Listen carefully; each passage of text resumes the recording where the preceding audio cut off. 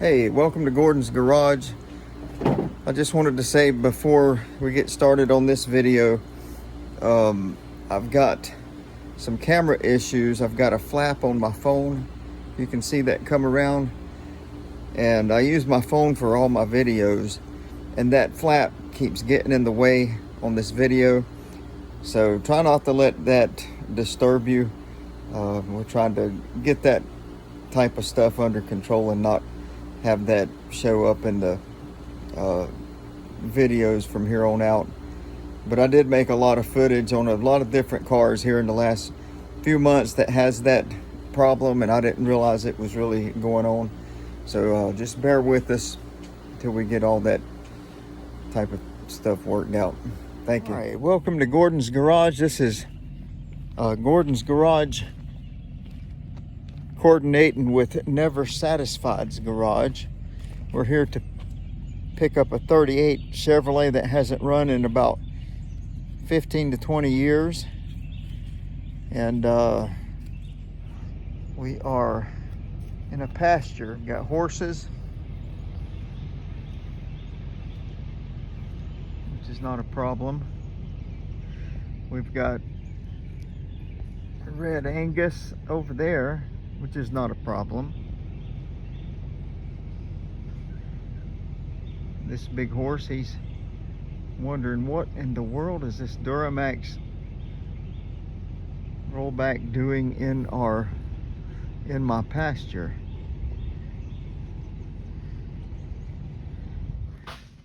So it's not running 15 years? Something like that. All right, 15, 20 years it's not run. I don't know anything about it, but here it is. We're here. Owned it since 1975. Scott's uncle has owned it since 1975. It is sitting here in this garage with motorcycles in front of it, so we have to do what we have to do to get it out.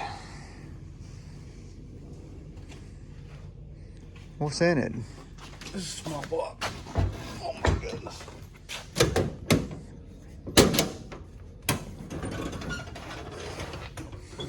Looks like a little small block Chevrolet in there. Oh, it's got a nice air compressor on it, almost like a vintage air.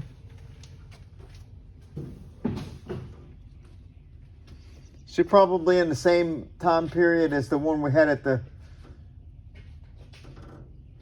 red one. No, it's been longer than that. I can hear the angle. A little more access now. We've got this open. I'm gonna move these motorcycles.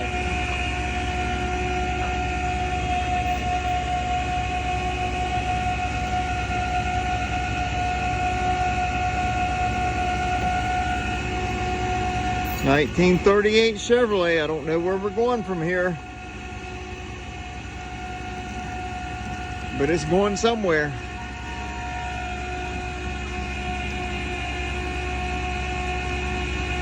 Old restoration. We are going to kind of modernize it. It's got a 4-speed manual transmission in it, and we're going to pull that out and put an automatic in it and probably put some updated wheels on it. Although I do enjoy those Krager SS's. I think those fit well on that car. We'll probably do something a little bit different. It's been about 15 or 16 years since the thing has run, so we'll try to get the original, well, it's not the original engine. It's been swapped to a small block Chevrolet. So what we'll try to do is get that running and get an automatic transmission in it, get it more get the drivability right on it. Under the hood, we've got a Holly. I don't know, have no way of determining what CFM that is, but it's a double pumper, dual feed. Distributor's loose, points distributor, loose as a goose.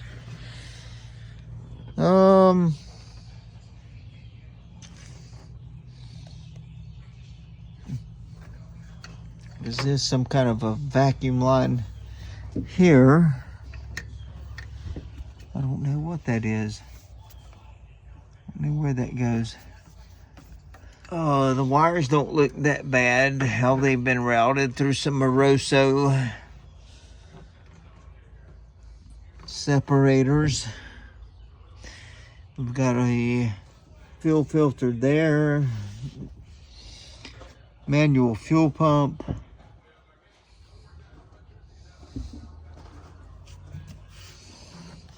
We've got battery unhooked. Battery's down there in the, right down there in the fender. 1014. So that battery is 10 years old. A 10-year-old Autocraft. It looks like probably a Nova front end. It drum brakes in the front.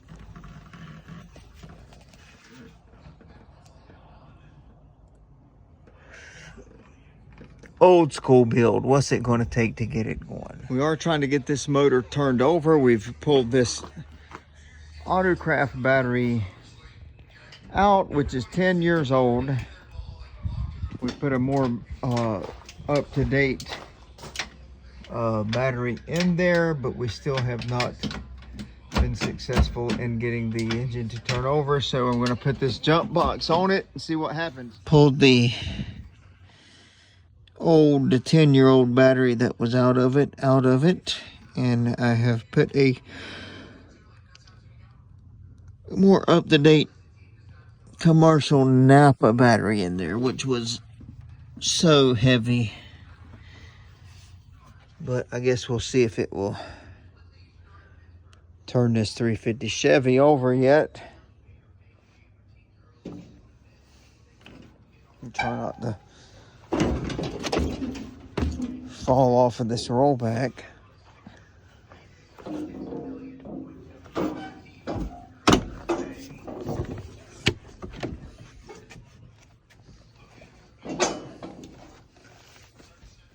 This dang interior is just so shiny that it's hilarious.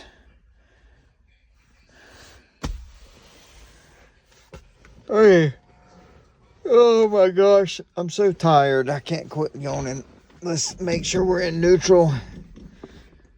We got the ZZ Top keychain.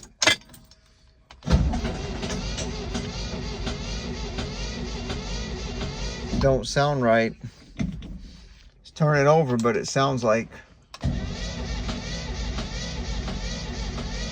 sounds kind of stupid.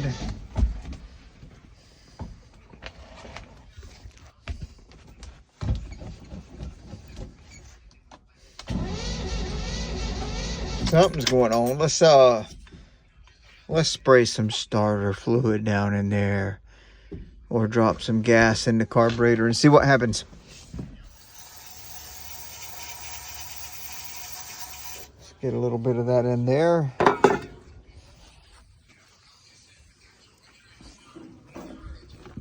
And see what happens. As long as I get a little bit of something.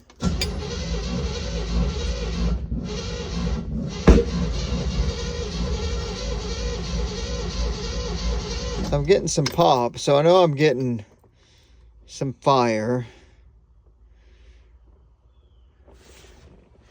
So something's going on.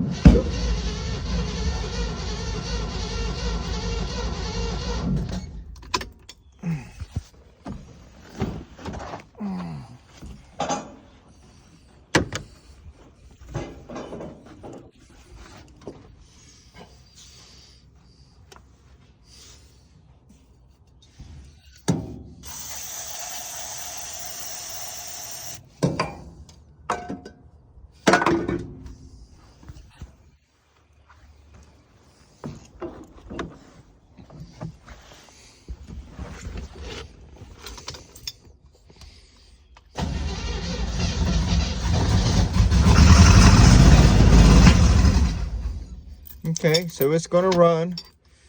It's gonna run. The timing was a little high. We could use these points ignitions if we wanted to.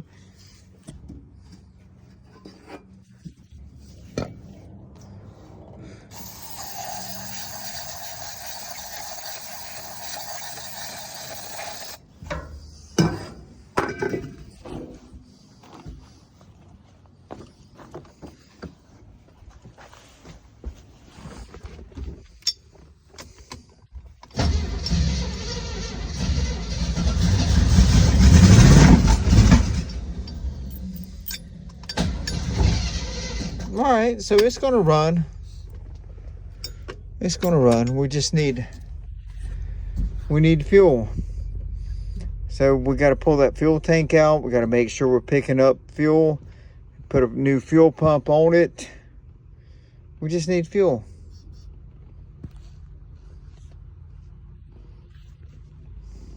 This interesting. It's got a Chrysler. Look at that Chrysler key. Got a Chrysler steering column in it.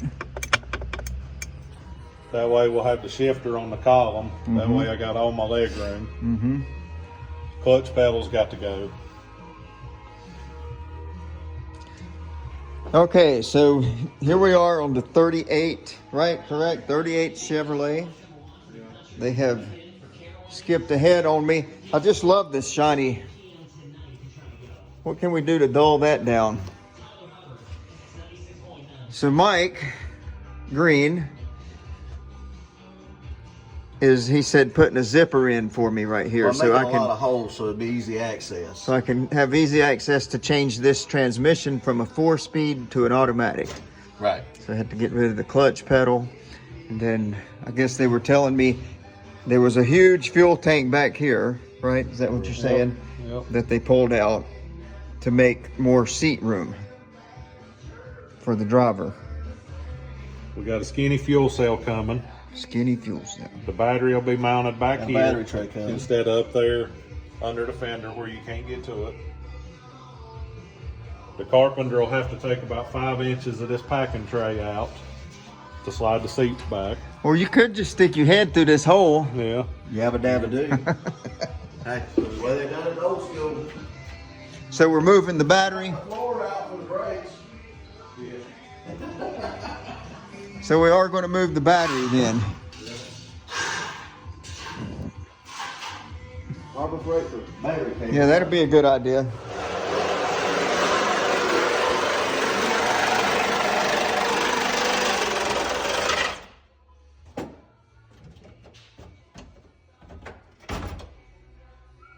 What's that you just cut out, Mike? This is part of your zipper. Part of my zipper. Part. This Okay. is the zipper-less part that I'm going to attach to the zipper part. Okay. We're going to need some attachment glue. I have the 1/2-inch attachment glue. Fixes any holes. Okay. All right, so we're back over here on this 38. Mike come in yesterday and cut those old floors out, put some new floors in it up front. Jarrett's getting ready to drop this 4-speed out of it. And we got a 350 turbo sitting over in the other building that's going to go in it. That is a little bit longer, but we'll have to have the drive. So we'll have to have the drive shaft shortened, which is not a big deal. We've got a guy that can do that. Said he had a rear disc kit coming. Maybe this is the front disc kit for it, so we're going to definitely change the front over to disc. It's got drums, it's got a Nova front end. You see, this truck was, or this car was built really back in the 70s,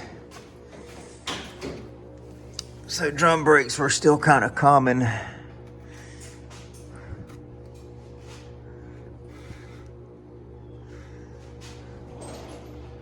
Yeah, they did a good job on the framework, though.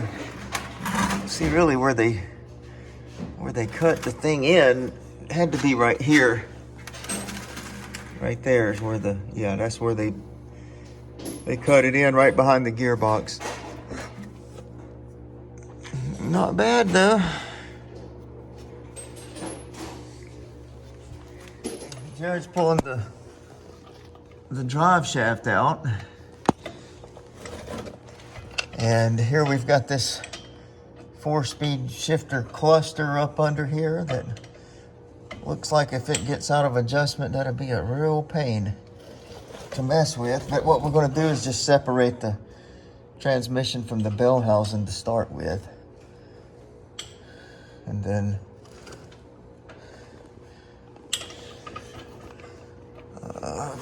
we probably are going to have to drop this cross member out of it. Yeah, we're going to have to, because that's going to be the only way to get that automatic up in there, is that cross member will have to come out. And then I'm going to go up here and look at the radiator and see if it has any kind of cooler line holes in it. I'm sure it doesn't, yeah, because that's an old original style radiator in this thing. No, it does. It's got transmission cooler lines in it. Right there. Very good. So we'll run our own transmission cooler lines. We got an Edelbrock carburetor going on it. HEI distributor. That'll be for another day. Today we just want to try to get that. Here's your light. 350 turbo fitted up in there. All right, so we got the cross member back. We're going to drop the transmission from the bell housing. We're going to try to see if it'll fall out with the curvature of that shifter rod and everything without taking the shifter off the side of the transmission. We could extend this hole a little bit probably. But we're going to see what happens. I don't know if it will or not. All right, getting ready to drop this 4-speed out of here. We've got the engine hoist nosed in through the door. We're just going to try to drop it out that way. See how. All right, will it pull back any? Get a pry bar or something in there, and if I got it too much up pressure on it, maybe? Do I have too much up on it? Eye on it.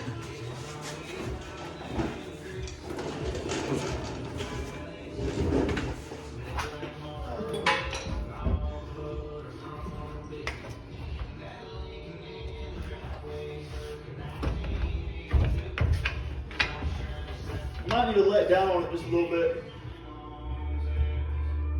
All right, hold on. All right. There's the shifter still shifted all the way forward. It may, the further down we go, the further it's going to follow the contour of that shifter. Hold on a minute. All right, we'll let it down some. Just a little bit.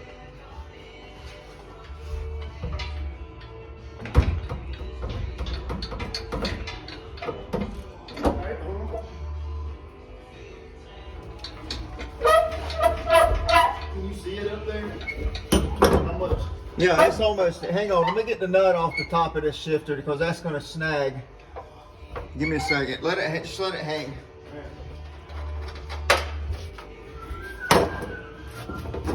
All right, I'm going to come down.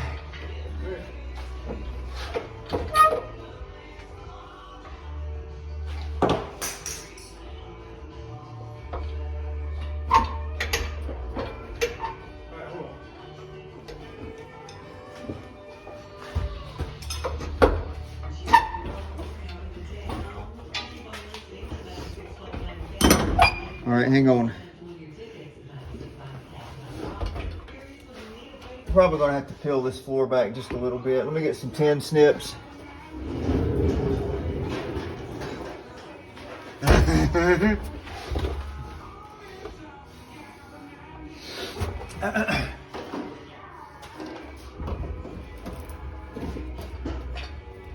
Oh, of course. Well, probably need to let down a little bit more on the transmission. Losing oil bad. I mean, it ain't too bad. Okay, here it comes.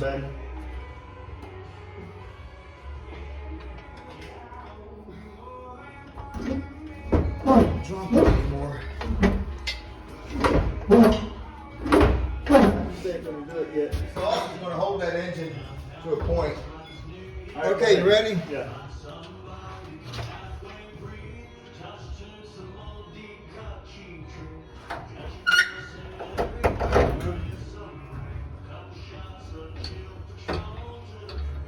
Hold on.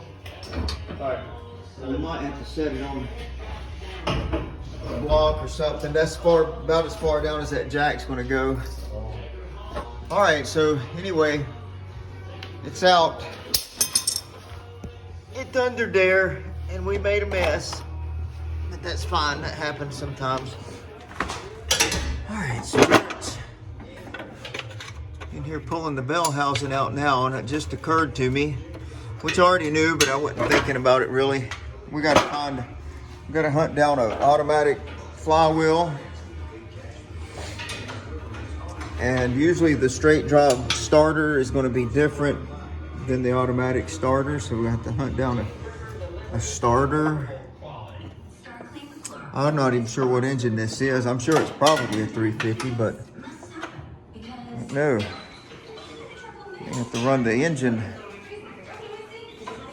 numbers.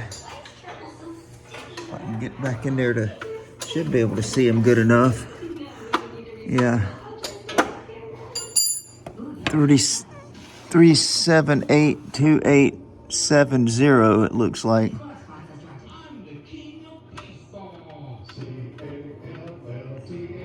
$3782870, I think. Okay, so everything's out. Clutch, pressure plate, flywheel, bell housing, all that. Flywheel measures at 13 inches. And I know that starter is for straight drives. I'm sure that we're going to have a different starter. All right. Got Jared over here pulling the transmission off of this engine. Can you tell yet whether it is a one-piece still or not? There you can. Let me look.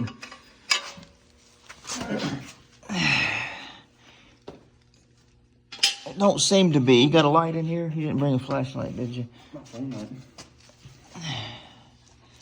It's not.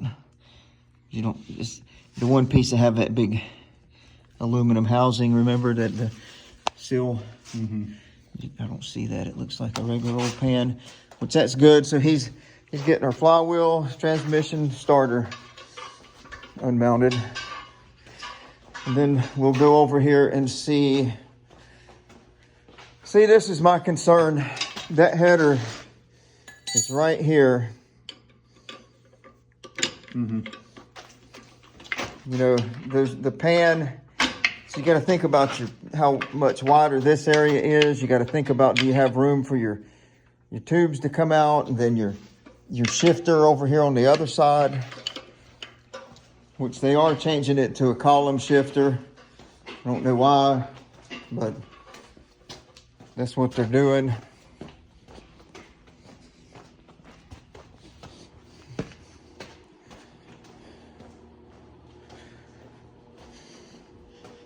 So we've got the Chrysler steering column in there, which is already wired into the system. It works great. But they're going to switch I guess what we're going to do is switch a GM column into it with a column shift, so that the shifter's not in the floor. It gives more leg room and stuff like that.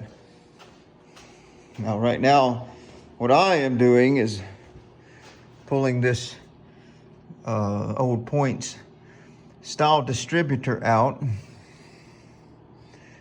I've got it all marked up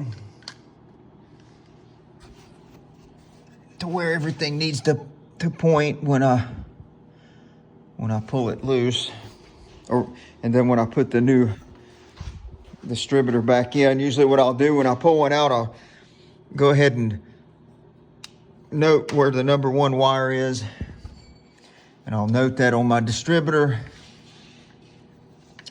And then we'll put the new distributor right back into the same position. But see, here's what I can put me a little mark just anywhere really. I've really already got a mark, but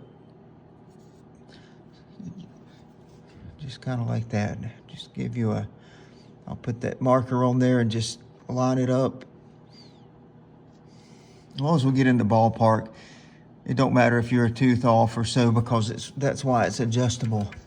See? All right.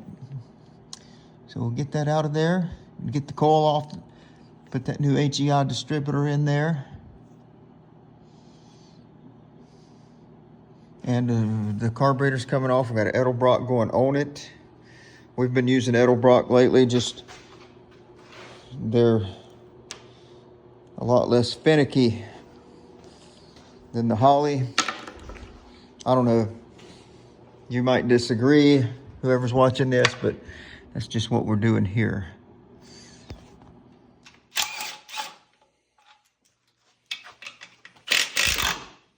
Go ahead, bust it loose.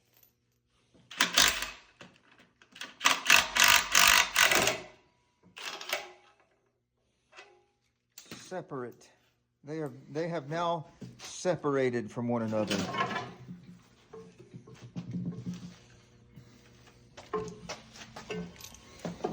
Yep. That's what you call divorced. Separated forever. This is going to go find another mate.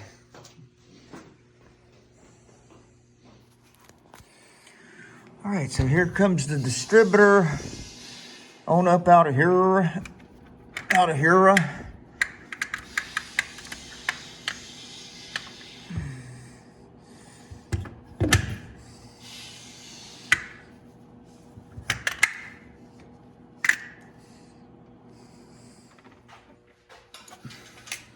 right, Jared just put the header back on. We had to pull the driver's header off to get the transmission in.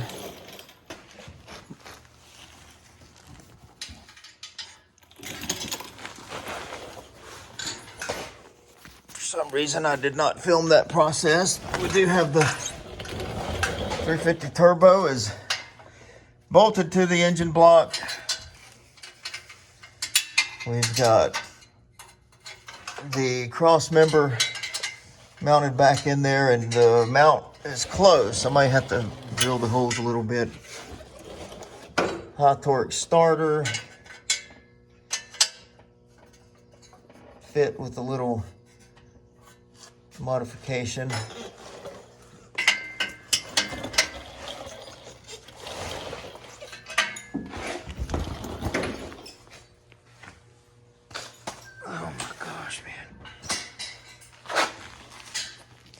Mike's back here putting his fuel cell in.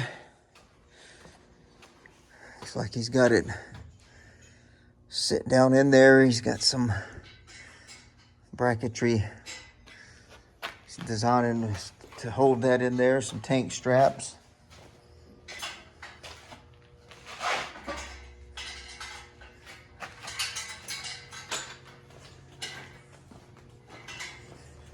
Do have the HEI set back in. We've got the Edelbrock carburetor mounted.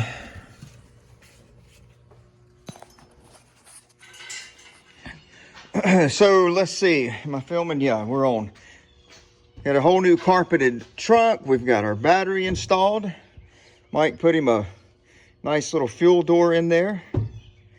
Fuel cell, is all that glued? We don't have to pull that up. Now, what is this, Mike? That's just an access. Just an access for whoever's riding in the trunk. You can hand them a bottle of water. Something like that. Yeah, very good. All right, so we've got, Mike has put him a new brace or a bracket in there for his seats to sit on, and he dadgummit channeled that tunnel there. Cool. You know what the thing is too about when we still got to deal with the drive shaft because it's not going to be a Ford yoke anymore. It's going to be a Chevrolet. It's another thing. Okay, back to business here. We've got our HEI distributor mounted and timed, hopefully correctly. We got all our wires run. Carburetor's on there. I've got the starter wired, and we did turn the motor over. So hopefully here in just a little bit, we'll crank this thing. We got 6x9 back here, and then I got your 2 little ones for the console or whatever, wherever we decide to go. I'm not gonna sing so good then.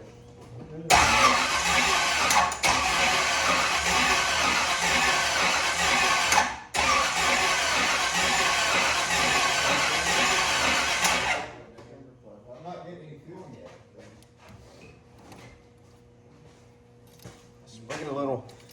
Sprayed a little squirt down in there. There's nothing yet. I need one more time first.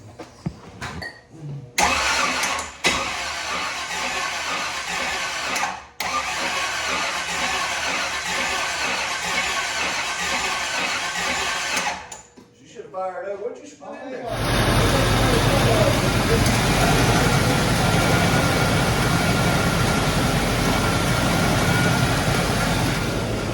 What do we got snapping over here? Hey man, we put a brand new gasket on that right there. Look how bent that thing looks.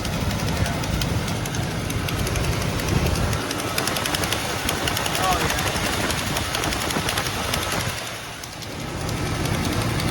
All right, so we've got it running, but we've got a massive exhaust leak right there. That header's bent to crap.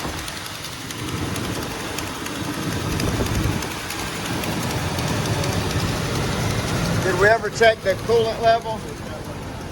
All right, there she is. She sounds good, runs good. She's going to be a runner.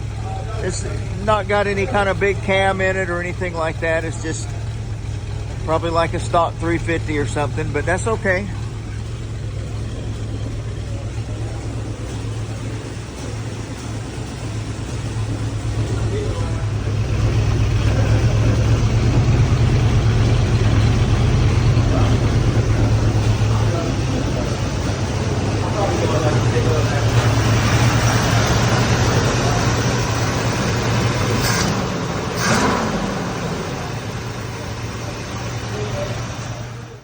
Film that header coming up in here. I'm still trying to get a little footage.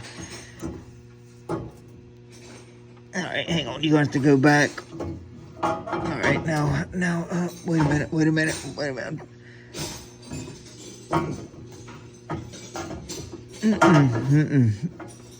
Go down and yeah, there you go. Now back down.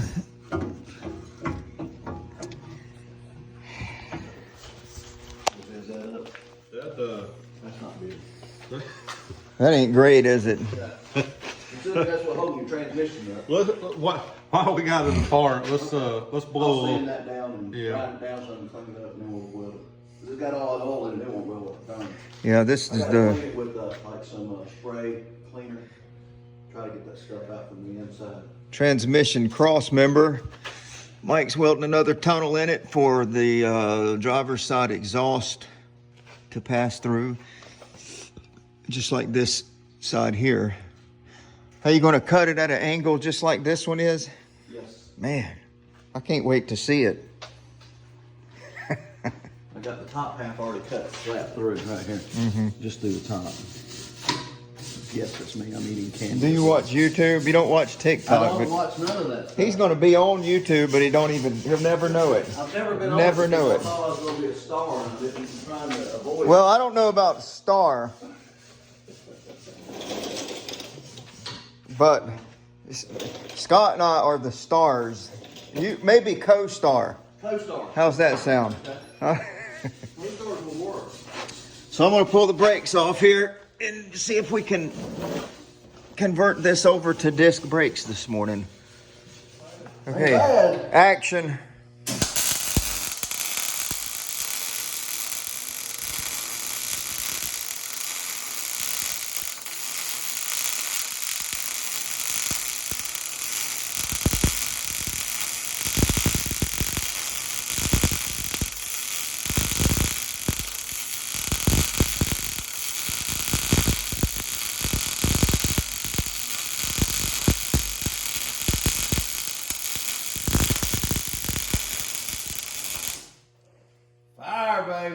my camera's like, what the heck did I just watch? Camera's probably blinded. Yeah, man, that looks nice. Real nice. Mm-hmm.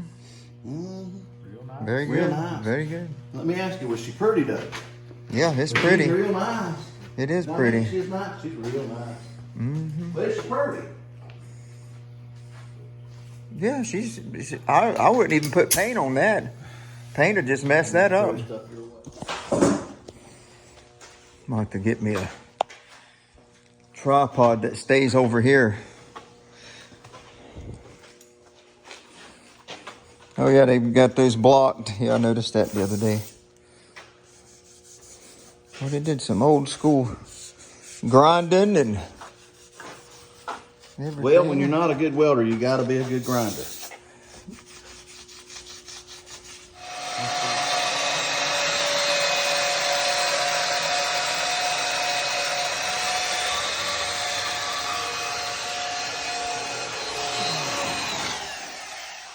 Would you see how that drops? Mm-hmm. Sure did. Alright, probably have to change it. All right, so we've made some leaps and bounds on the 38. I've not been able to film everything. Got the Ford 9-inch out. Mike got his steering column mounted in here yesterday, it appears.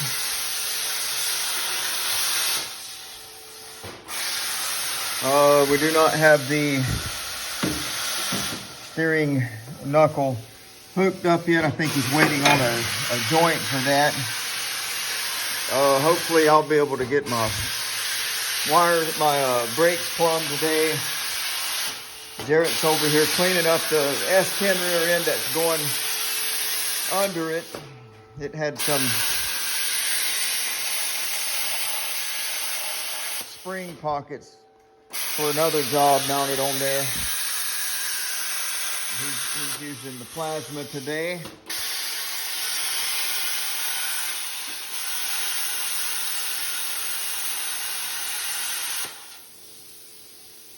Working all right? Yeah, is it normal for it to keep shutting off? Yeah. I mean, there's a duty cycle on it, I'm sure. And you might be, if you're coming away too far away from it, you could be losing your contact. So while John's on vacation, the rest of the floor pans are made up and in. Got a Apple CarPlay radio that goes in here, so that's the mounts that basically hold it along with the speakers, so all the wires will be hidden under it. Got a new set of wheels and tires with some little skinnies for up front. Got the brakes bled. Only got a couple things left on the list. Couple little things. Brakes are in, brakes are installed, brakes are bled. Got the cups made and the frame notched to make room for the calipers as they travel. So a couple more little things to button up, tidy up. Carpet man's supposed to be here today to put the carpet in it. We'll see if he shows or not. All right, so we got a little carpet done today. Just need to clean the glue up, bolt the seats down, finish tidying it up tomorrow. Got the radio and console mounted. We've made leaps and bounds on it. We do have the engine running, as you've seen. It runs really good. We swapped it to a Edelbrock and we swapped it from points to HEI. Those kind of things. Got it running really well. Swapped the front from drums to disc. Put an automatic in it. Took the Munzie out. Put an automatic in it. Moved the seats back so the driver has plenty of room. Swapped it from floor shift to column shift.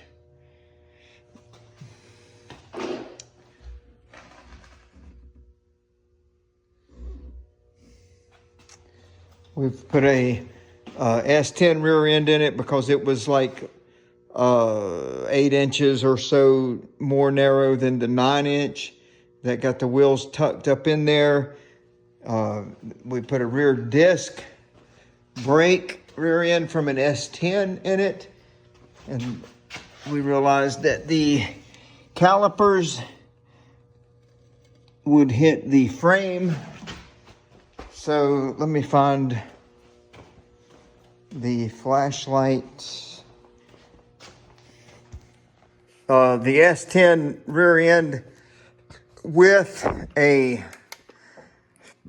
2-inch spacer. Put the wheels exactly where they needed to be. They tuck up in the fenders very well. What we didn't realize as we put that in there, that the rear disc calipers were going to hit the frame. So if you see there, we have cut into the frame and put some cups in there so that the calipers would have room to move up and down with the axle. So that took care of that. Let's see, this car originally had air shocks on it. They took the air shocks out, put regular shocks in.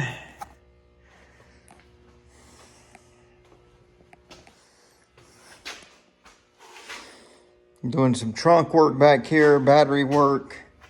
I don't know what has happened here. This was carpeted before I left the country. And when I came back, this was uncarpeted. So I don't know what's going on there yet. I don't know what kind of changes are being made there. I know that I'm responsible for a few things with the rear end, getting the pinion bearings adjusted right in there with the crush sleeve and everything. I kind of messed that up, so I'm redoing that. I've got to set the camber. The camber is way too positive on this vehicle. It's like it never did get properly set before. This is a Nova, Chevrolet Nova front subframe that's been integrated into the 38 frame. So it does have, find my flashlight again, it does have adjustable upper control arms on it like a Nova would have.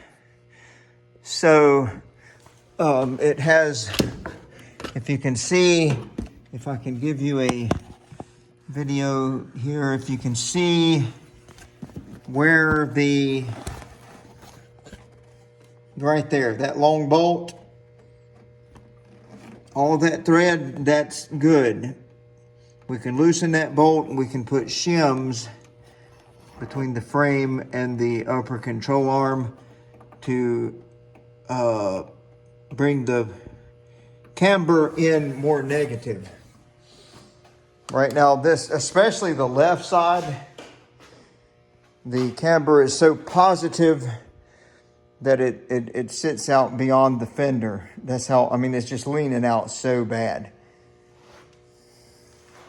So we did get these skinnies. These wheels will be going on the front. They're 15s, like a 4.5, 5-inch wide wheel, very narrow tire. After we get the camber adjusted properly, get those mounted on there, they'll tuck up under that fender really nice and look really good. We had to change the master cylinder and put a proportioning valve in. This car didn't have a proportioning valve. It was 4-wheel drum brakes. So we had to change the master cylinder to bigger reservoirs and a proportioning valve to properly send the right proportions front and rear, now that it's front disc and rear disc. This isn't all steel body.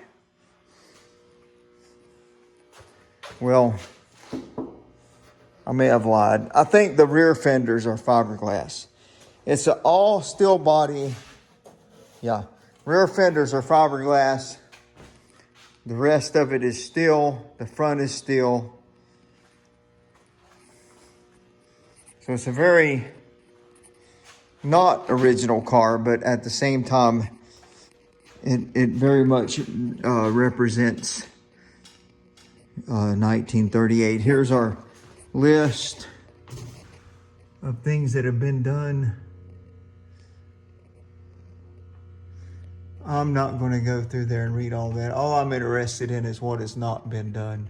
Pinion seal issue, bolt up column, wiring, exhaust, front camber issue, here, drive shaft install, fuse panel. Okay, so back on this 38, I am adjusting the camber today. It was leaning, the top of the tire was leaning way out, which was too much positive camber. So I am adding shims to, it's kind of hard to see what I'm doing up in here, but I'm adding shims to the upper control arm bolts. You can see some new shims in there just to swing that upper control arm inward to move that camber a little more negative, or set the top, basically set the top of the wheel in further. So I've got to do that on the same side, or got to do the same thing on the opposite side. So here's my shims. That's the thickness that I need on each side. The reason I know that's the thickness that I need is because that's as far as I can move that in. Give me spark plug or no? No, just put just put the coil on it. Okay, so on this 38, I set the camber in this morning. Well, I set the camber in on this left side yesterday, and the right side, because they were both positive. Both the front wheels were positive camber, meaning the top of the tire was leaning out. If you remember yesterday, after I was done, I set it back on the ground. This side was perfect. This side here was still, it was still this far out of the fender. So what I had to do is take the upper control arm bolts out and add longer bolts so I could fit more shims in there to pull it in a little bit further. As I had run out of bolt, I couldn't fit any more shims in there. So I believe we got it just about right now. It's even with the other side anyway. It may be a little too much negative camber now, but the toe needs to be adjusted a little bit too. So we won't mess with it anymore until we get the toe set up on it and all that. But at least now, if I need to make some adjustments, all I got to do is pull shims out instead of add shims. Just coming along. I guess I need to, let's see, we did get I guess I better mark some of these off. I got, I guess Scott come in here and marked a couple off yesterday. And also yesterday I got the drive shaft in. I got the new crush sleeve in the rear end with the new bearing and pinion and all that, and got the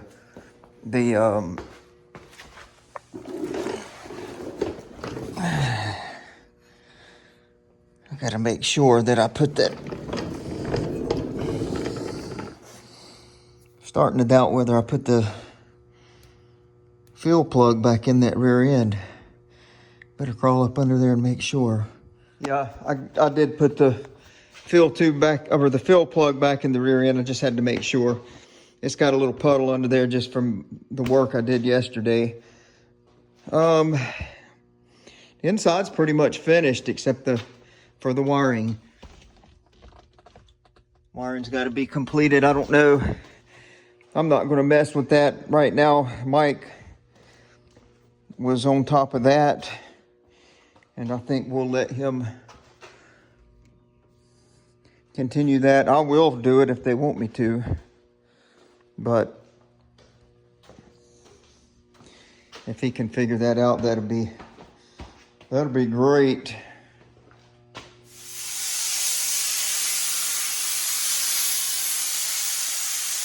Hey, all right, go ahead. It's blowing sparks all in there. Sometimes pay attention to where. Huh? So what are you taking videos of? I'm just taking videos of everything. All right, so we've got this 38 just about wrapped up.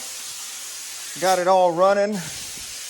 Had some seals leaking, so I was up under there earlier putting a selector shaft seal and a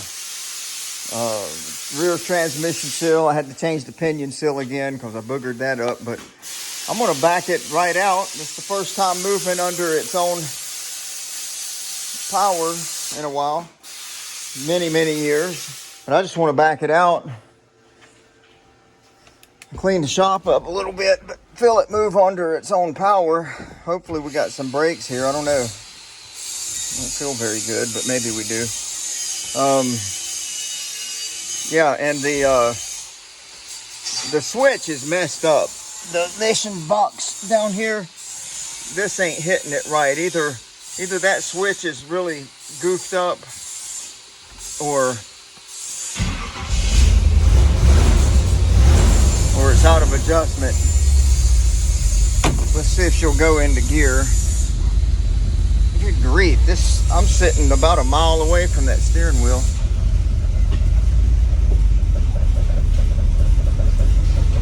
Yeah, we got brakes.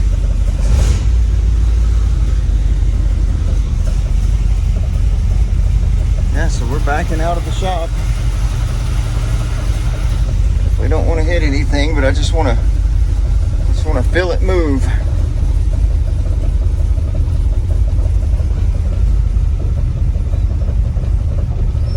Yeah, I've been working on this thing for a couple months now.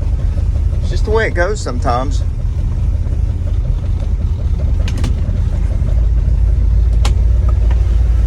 When I do things right, it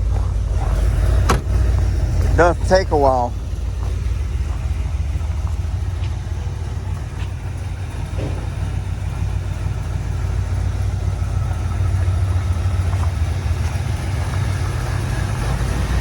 I'm not going to drive it. I'm going to let Scott do that. Just sitting there, I think, about where he wants it.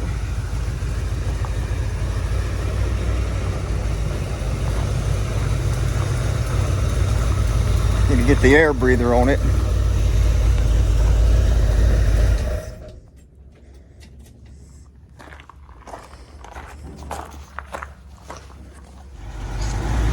All right, so we've got this thing running good. We're putting some Freon in the AC system right now. Compressor did kick on. She is blowing cold. She's starting to blow cold.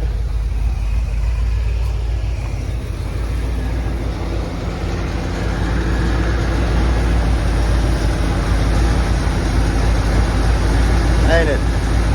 Yeah, 2 cans I think is all we're gonna put in it. And I don't know how much that system takes. Probably only about 2 cans.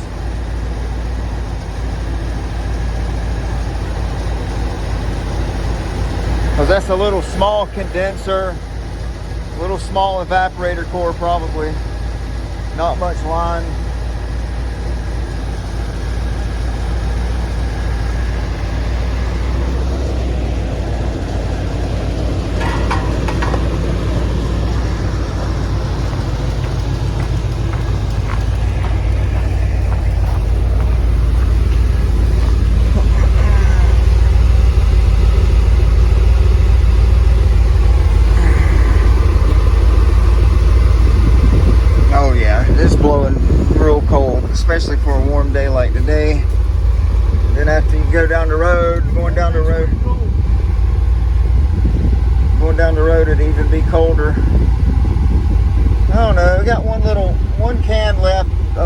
maybe a quarter of a can in it. Maybe I'll put that in there. Put everything we got in there.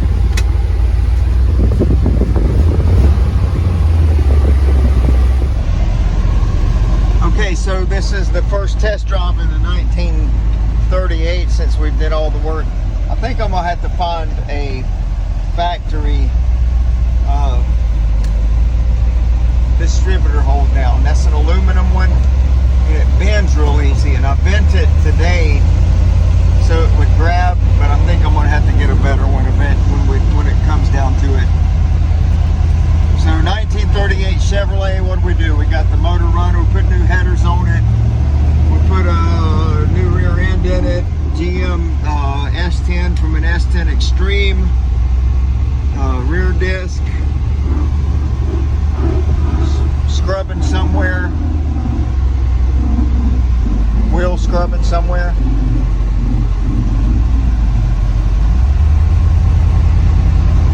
Sounds like a tire scrubbing or something somewhere.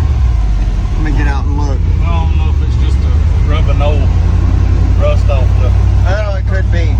You didn't hear it till you hit the brake? Yeah, it might be rusty rotors. That's probably what it is. Is that the wiper? Yeah, but they don't work on this one. Is it vacuum? Probably.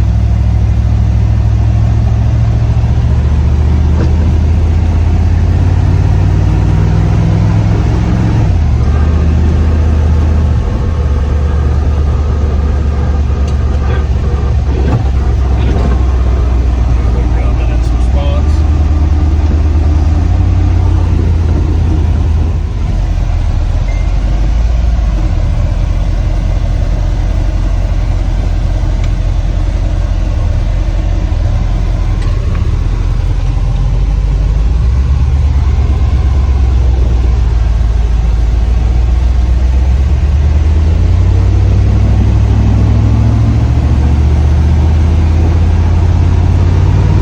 Probably just some rusty kind of sounds.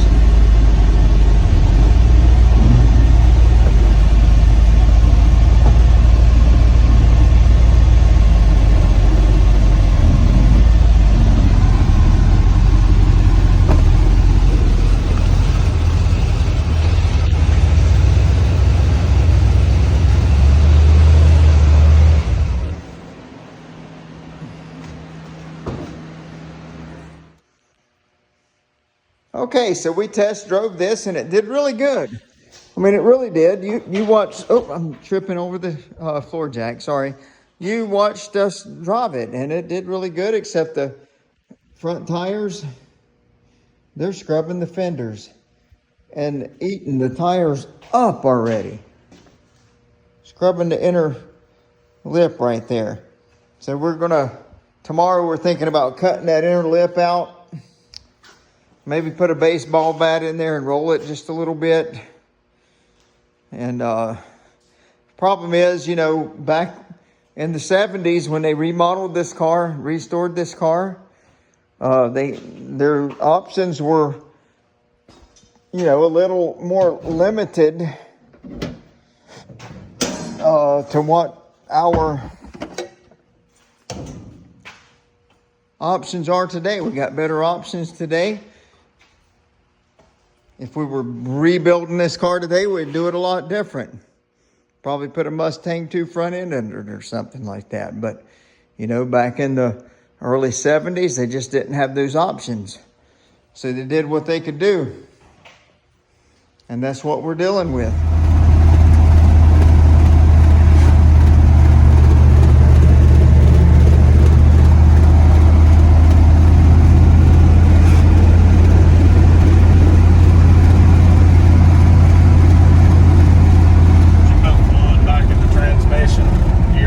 Yeah, in the rear end.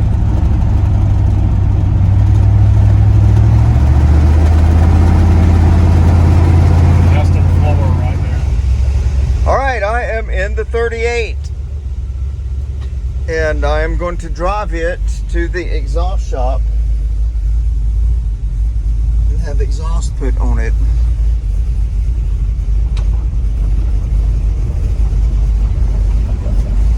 Just put new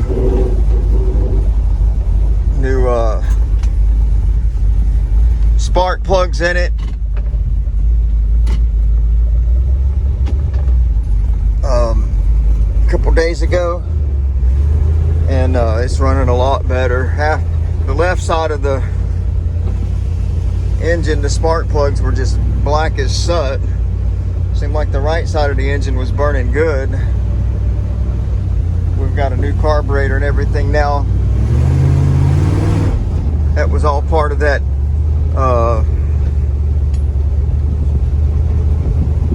that old Holly that was on it. We should have just went ahead and put plugs on it. I don't know why we didn't. But got about a little 3-mile trip to the exhaust shop. Hopefully everything goes well. It's not had much drive time yet. I don't want anything to go wrong while I'm driving it. Let's see what happens here. It's riding good. Riding really good.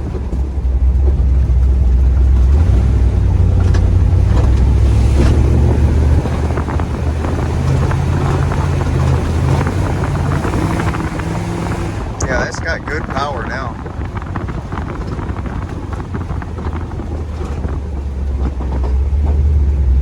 Something kind of bouncing, banging around under there. What?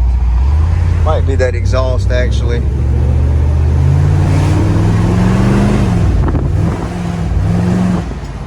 Oh man, the thing's cutting out. Tell me this thing's... Why would it do that?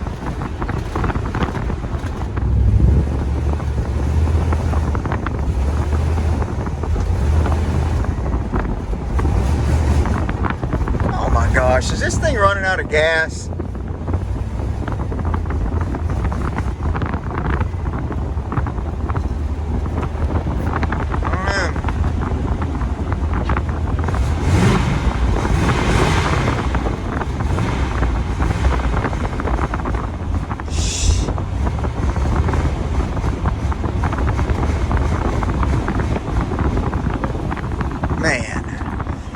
Stupid.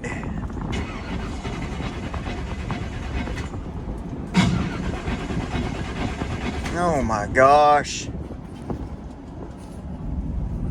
Well, I believe we ran out of gas. I sent Jarrett back to get some gas. I've got it running again, but it looks really low looking down in the tank. All right, we've got some fuel in it now. Hopefully that was the only problem, that it just needed some fuel. I mean, it took that whole 6 or 8 gallons, however big that can was we had. It's a big can, so I mean, it took the whole thing, so I know it was low. I know it ran out of fuel because the carburetor wasn't squirting. I was able to look down the carburetor, so it either ran out of fuel because it was out of fuel, or the fuel pump's being stupid, but it's a brand new fuel pump. So here we go. All right, we're cruising in this 38. It's rolling again, it's doing good. Ride's good and straight, nice and quiet, smooth. The exhaust is kind of bouncing around under there, so I don't want to get on it too much.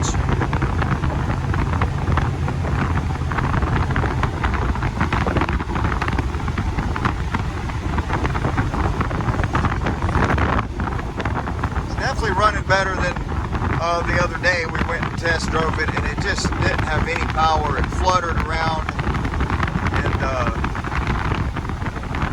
engine kind of what I call fluttered. But now it's all engine. It accelerates good, no hesitations.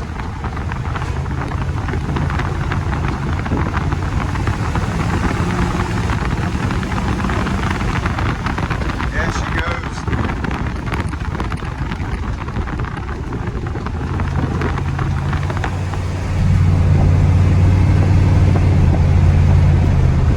Plenty of power.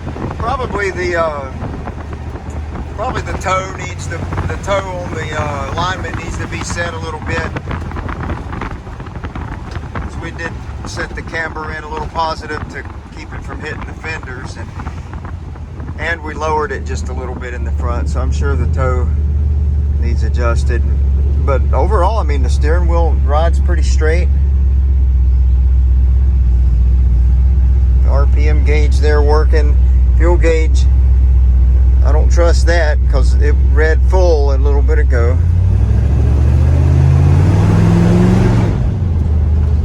I think shift's good. Shift's hard.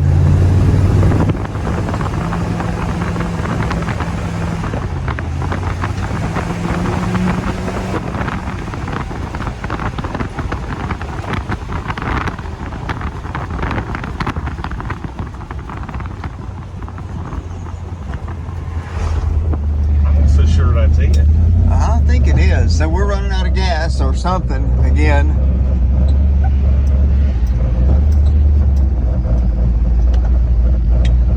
Because, I mean, the other day, like, we'll probably need the bicycle this guy's got. It was doing exactly the same thing. It just, and once we put gas in it, that cured it.